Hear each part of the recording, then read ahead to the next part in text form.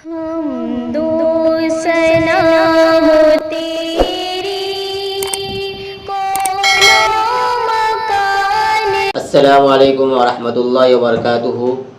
سامعین، میں ابرار الحق قاسمی آپ کے سامنے ایک مرتبہ پھر حاضر ہوا ہوں اپنے خاص مہمان جناب مفتی مناظر حسین قاسمی مدد اللہ العالی کے ساتھ، جو ماشاءاللہ عامل بھی ہے اور اچھے مصنف بھی ہے، جن کی ایک کتاب مسائل مستقیمہ ہے، جن کو لوگوں نے بہت ہی زیادہ مقبولیت سے نوازا اور ہر کس و ناقص ان کو قبول کیا، اور کئی دیگر کتابیں جو ابھی زیر تصنیف ہے ماشاءاللہ، انشاءاللہ وہ بھی منظر عام پر بہت جلد آنے والی ہے۔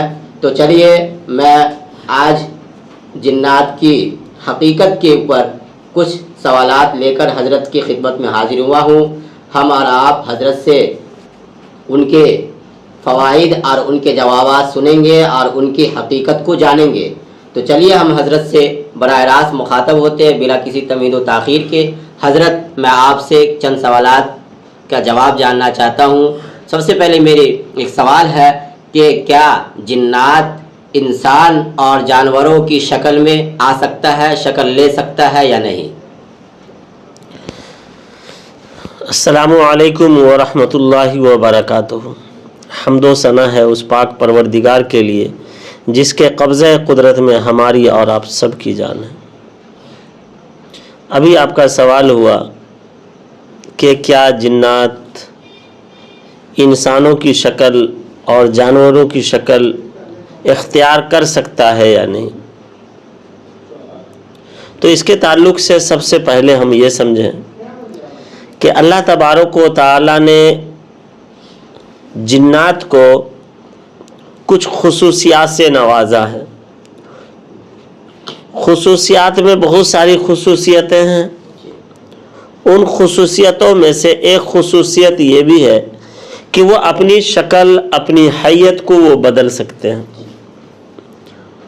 وہ جانور کی شکل بھی اختیار کر سکتے ہیں، چوپایا کی شکل بھی اختیار کرتے ہیں، دو پاؤں والے جانور کی شکل کو بھی اختیار کر سکتے ہیں۔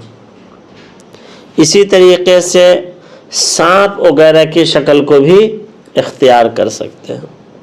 یہ تو بات ہو گئی آپ کے ایک سوال کا جواب، کیا جانور کی شکل، جانور کی حیت اور شکل کو بھی جنات اختیار کر سکتے ہیں۔ دوسری بات یہ تھی کہ کیا انسان کی شکل کو بھی جو ہے جنات اختیار کر سکتے ہیں یا نہیں۔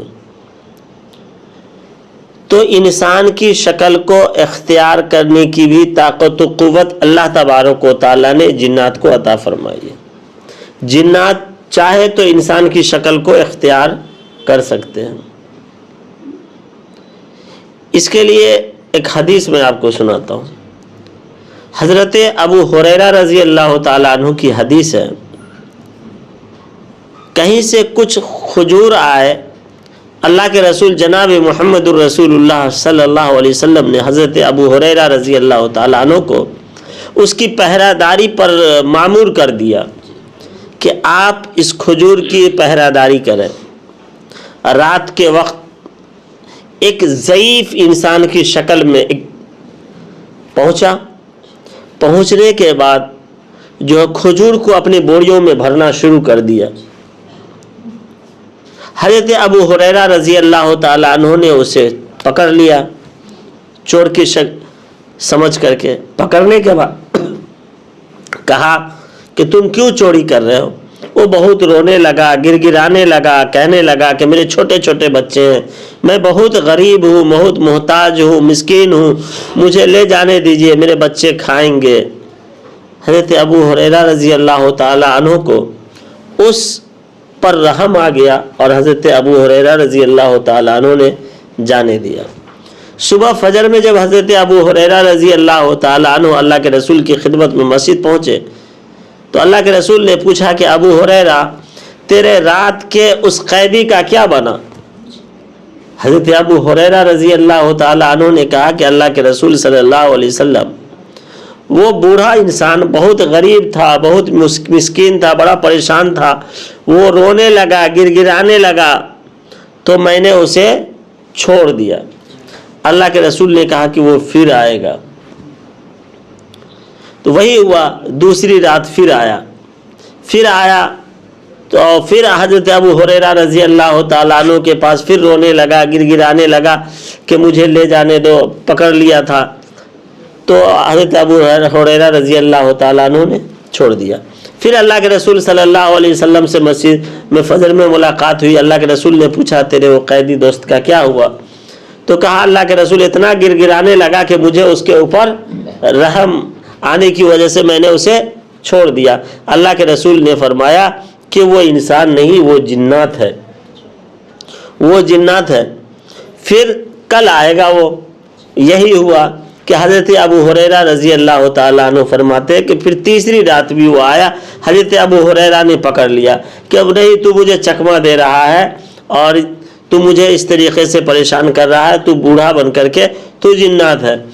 تو اس جنات نے کہا کہ ابو ہریرہ مجھے چھوڑ دے، میں تجھے ایک قیمتی تحفہ دے رہا ہوں، اور میرے سامعین اس تحفہ کو آپ بھی یاد رکھیں۔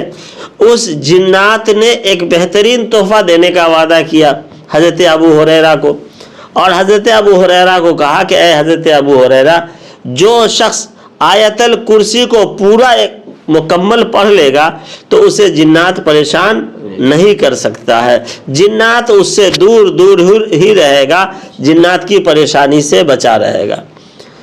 پھر حضرت ابو ہریرہ رضی اللہ تعالیٰ عنہ نے چھوڑ دیا۔ پھر اللہ کے رسول صلی اللہ علیہ وسلم کے پاس فجر میں آئے تو اللہ کے رسول کو بتایا کہ ایسے ایسے جو ہے، اس نے کہا ایک تحفہ دے رہا ہوں اور آیت الکرسی بتایا اور میں نے اس کو چھوڑ دیا۔ اللہ کے رسول صلی اللہ علیہ وسلم نے فرمایا کہ پریشان تو کیا 3 روز، اور اس نے جھوٹ بھی بولا کہ میرے بچے ہیں، یہ ہے وہ ہے نا، اور شکل بوڑھے کی بنا کر کے جنات آیا، لیکن جاتے جاتے جو اس نے جو تحفہ دیا ہے تجھے، یہ بالکل حق اور سچ دیا ہے۔ تو دوستو، ہم بھی جناتوں سے بچنا چاہیں، اس کے پریشانی سے بچنا چاہیں، اس کے سازش سے بچنا چاہیں، اس کے حربے سے، تو آیت الکرسی کی تلاوت کریں، اللہ تعالیٰ محفوظ رکھے گا۔ اسی طریقے سے اللہ کے رسول جناب محمد الرسول اللہ صلی اللہ علیہ وسلم قیام اللیل میں اٹھا کرتے تھے، اور جو ہے تہجد وغیرہ کی رات کی نمازیں پڑھا کرتے تھے۔ اللہ کے رسول صلی اللہ علیہ وسلم کو بھی ایک جنات آ گیا پریشان کرنے۔ اللہ کے رسول صلی اللہ علیہ وسلم نے اسے پکڑ کر کے اور مسجد نبوی کے کھمبے سے باندھ دیا۔ تو پتہ یہ چلا کہ جنات جو ہے انسان کی شکل اختیار کر سکتے ہیں۔ جی مولانا ماشاءاللہ، جیسا کہ ابھی آپ نے بتایا کہ جنات جانوروں کے شکل میں بھی کبھی کبھی آتے ہیں اور انسان کی شکل میں بھی آتے ہیں، اللہ تعالیٰ نے اس کو یہ طاقت دیا ہے۔ تو کیا جنات میں بھی شادی بیاہ کا رواج ہے، میرج سسٹم وغیرہ ہے، ایسا کچھ ہے تو آپ ہمارے سامعین کو بتلائیں۔ جی مولانا، جس طریقے سے ہم انسان کھانا کھاتے ہیں، پانی پیتے ہیں، ہم چھوٹے ہوتے ہیں، ہم پیدا ہوتے ہیں، پھر اس کے بعد ہمارا لڑکپن ہوتا ہے، جوان ہوتے ہیں، ہم بھی پڑھتے لکھتے ہیں، ہم میں جیسے عالم، حافظ، قاری، مفتی ہوتے ہیں، تو جناتوں میں بھی حافظ قرآن، عالم قرآن ہوتے ہیں۔ جو ہمارا نظام ہے، پورا نظام اسی طریقے سے، وہ بھی جو ہے دنیا میں آتے ہیں، جوان، بچے، بوڑھے ہوتے ہیں، وہ بھی جو ہے پڑھائی لکھائی بھی کرتے ہیں، وہ بھی دنیا کی نظام کی طرح چلتے ہیں۔ ان کی بھی عورتیں، خواتین ہوتی ہیں، ان کی بھی ازدواجی زندگی ہوتی ہے، وہ بھی شادی بیاہ کرتے ہیں۔ اس کے شواہد کے لیے قرآن مجید کی ایک آیت ہے جو میں سناتا ہوں، سورہ رحمان کی آیت ہے۔ وہ آیت اس طریقے سے ہے، لم یتمسہن انس قبلہم ولا جان، کہ جنت میں جو انسان کو حوریں ملیں گی، وہ حور ایک ایسی حور ہوگی جس حور کو نہ تو انسان نے چھوا ہوگا اور نہ تو جنات نے چھوا ہوگا۔ تو اس سے پتہ چلا کہ انسان اور جنات کو جو ہے یہ شادی بیاہ، ازدواجی زندگی گزارتے ہیں، ان کے اندر جو ہے عورتوں سے ملنے کے لیے کی صلاحیت ہے کہ انسان اپنی انسان عورتوں سے اور جنات اپنی جنات عورتوں سے ملیں گے، لیکن جنت کی حور جو ہے بالکل پاکیزہ رہیں گے، اور جب انسان جنتی جب جنت میں جائیں گے تو وہ پاکیزہ حور اس جنتی کو دی جائے گی۔ تو اس سے پتہ چلا کہ جو ہے جنات بھی شادی بیاہ کرتے ہیں اور انسان کی طرح اپنی زندگی گزارتے ہیں۔ اچھا، ابھی بتائے کہ جنات شادی کرتے ہیں اور ان کے بچے بھی ہوتے ہیں، اور اس کا ہمارے جیسے ان کے اندر بھی معاشرات ہے اور ساری چیزیں ہوتی ہے، تو کیا جنات جو ہے یہ مرتے بھی ہیں، یا اس کی جو زندگی ہے، اس کی لائف جو ہے یہ ابدی ہمیشگی کی ہے، یا یہ ان کی موت بھی آتی ہے ان کو؟ جی، جنات جس طریقے سے ہم انسان دنیا میں آتے ہیں، دنیاوی زندگی گزارتے ہیں، کسی کی زندگی کچھ دنوں کی ہوتی ہے، کسی کی کچھ ہوتی ہے، کوئی بہت لمبی زندگی جیتا ہے، کچھ مختصر زندگی جیتے ہیں، ہے نا؟ تو اسی طریقے سے جنات میں بھی ہے کہ کسی کی کوئی مختصر زندگی ہوتی ہے، کسی کی بڑی طویل زندگی ہوتی ہے، بہرکیف یہ بھی اپنے طریقے سے اپنی زندگی گزارتے ہیں، اور جس طرح انسان کی موت آتی ہے، جو اس کی زندگی اس کے مقدر میں اللہ نے لکھ رکھا ہے، اپنے مقدر کی زندگی جی کر کے جس طرح انسان جاتے ہیں، اسی طرح مقدر کی زندگی جی کر کے ایک وقت متعینہ پر انسان بھی اس دنیا سے رخصت ہوتے ہیں اور اسے موت آتی ہے۔ لیکن تھوڑا سا فرق ہے کہ ہم اور آپ جو آدم علیہ السلام کی اولاد ہیں، تو اللہ تبارک و تعالیٰ نے آدم علیہ السلام کے مقدر میں موت کو رکھا، اور آدم علیہ السلام اس دنیا سے تشریف لے گئے موت کے ذریعے، ان کو موت آئی۔ لیکن جو جنات کے بابا ہیں، جن کی اولاد جنات ہے، اسے ابلیس کہتے ہیں۔ یہ ابلیس جو ہے، جس طرح آدم علیہ السلام ہمارے انسان کے باپ ہے، اسی طرح جنات کے باپ کون ہے؟ ابلیس ہے۔ تو ابلیس کی موت نہیں آئے گی۔ کب تک نہیں آئے گی؟ قیامت تک ابلیس کی موت نہیں آئے گی۔ اللہ تبارک و تعالیٰ نے اس کی زندگی کو قیامت تک کے لیے طے کر دیا ہے۔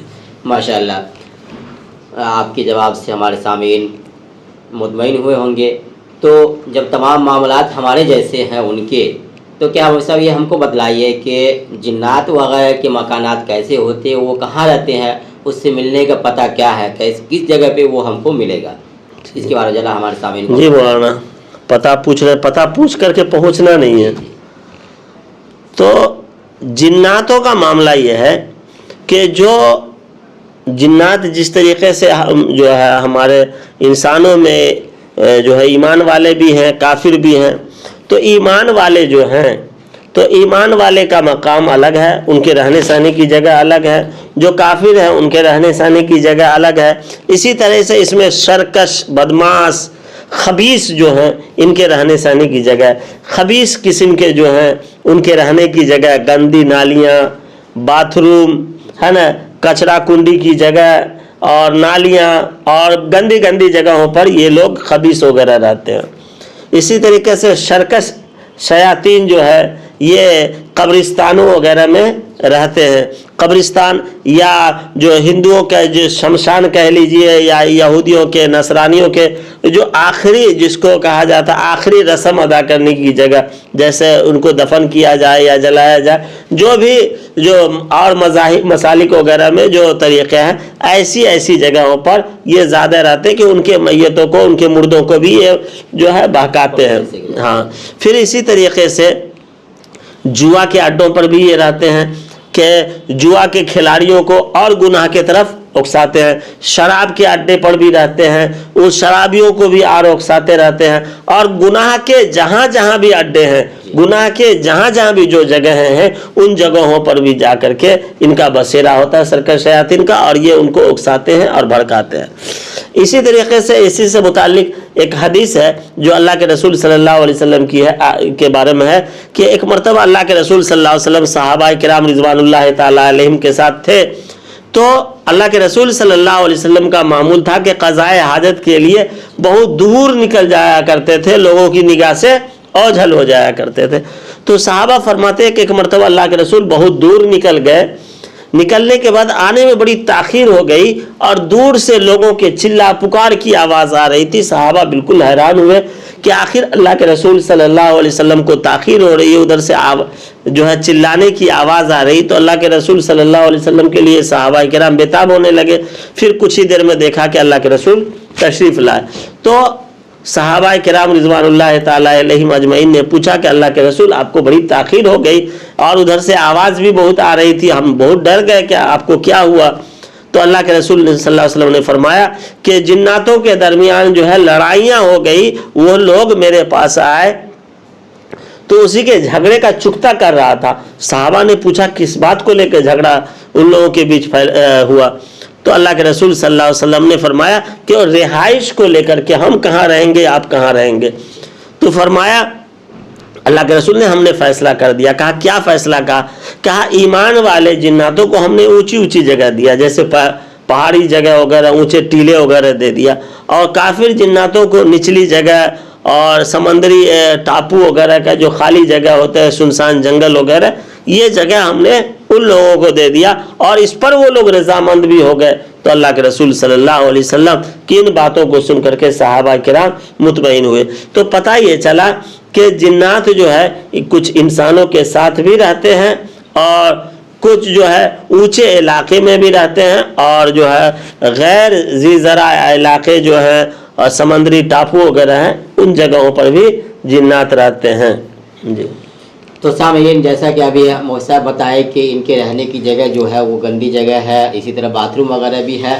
تو آپ کے اندر اگر اس طرح کی کوئی مسائل ہے، آپ کے گھر میں ہے یا آپ کے رشتہ دار میں ہے، اور وہ اس کا حل تلاش کرنے کے لیے پریشان ہے، تو اس کے لیے ہمارے مفتی صاحب عامر بھی ماشاءاللہ ہے، ان سے آپ رابطہ کر سکتے ہیں، جیسا کہ نمبر دیا ہوا رہتا ہے ویڈیو میں، یا اسی طرح آپ ان سے آ کر کے بھی اپنے مسئلے کا حل نکال سکتے ہیں۔ اور اگر کوئی سوالات اس طرح کا آپ کے ذہن میں چل رہے ہو تو آپ کمنٹ باکس میں لکھ سکتے ہیں، اس کا جواب انشاءاللہ آپ کو دیا جائے گا۔